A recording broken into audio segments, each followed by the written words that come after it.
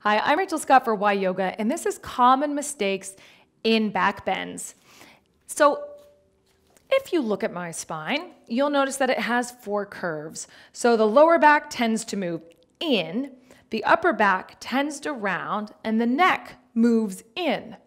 So when I'm doing a back bend, the parts of my spine that are going to do that the most easily are the lower back and the neck. These parts of my spine love to back bend. So when we're back bending though, we want to focus on moving the back bend into the parts of the spine that don't back bend so easily. Especially because this is how a lot of us spend our lives, right? Right? So we want to really focus on opening the upper back and getting our chest open.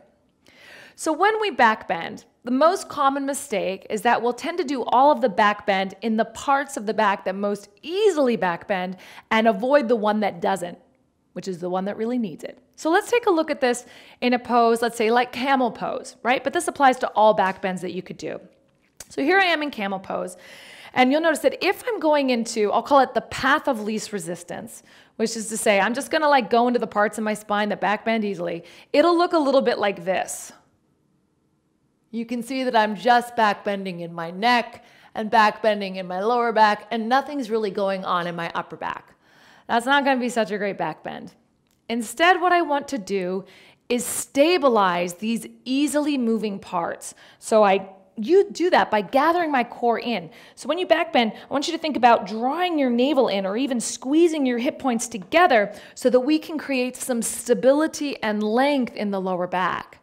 Then I want to move the back bend right into my upper back, right? So notice it helps if I squeeze the shoulder blades together. That can give you a little feel for it, to find length through the sides of the waist, and then draw the shoulder blades back. So now I'm going into my upper back.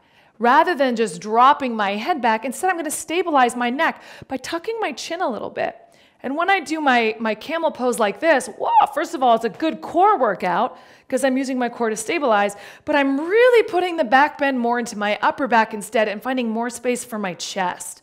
And that's going to be a much more functional back bend over time. Now let's take a look at this in a pose, even just like Updog or Cobra. So you've probably seen like it's really tempting to just do a little back bend like this. Watch my head. Right? That's the easiest part of the spine to move.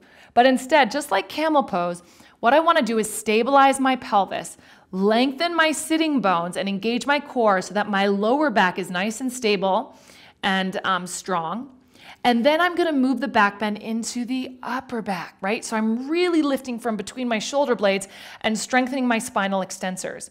Rather than dropping my head back, which just makes me look like I'm doing a back bend, even though I'm not really doing much of a back bend, instead, tuck the chin a little bit. See how much length that gave me through my neck? Right? So, moral of the story is stabilize the parts that love to back bend, like the lower back and the neck, and really mobilize the back bend instead into the upper back. And the wonderful thing about back bends, and you can do this for any back bend, right? Any back bend in yoga, we want to stabilize the lumbar spine and open to the upper chest. And the wonderful thing about this kind of pose is that over time, rather than being like this, right? Our bodies can start to be a little bit more like this. So take those tips into your back bends and see how it might affect your practice.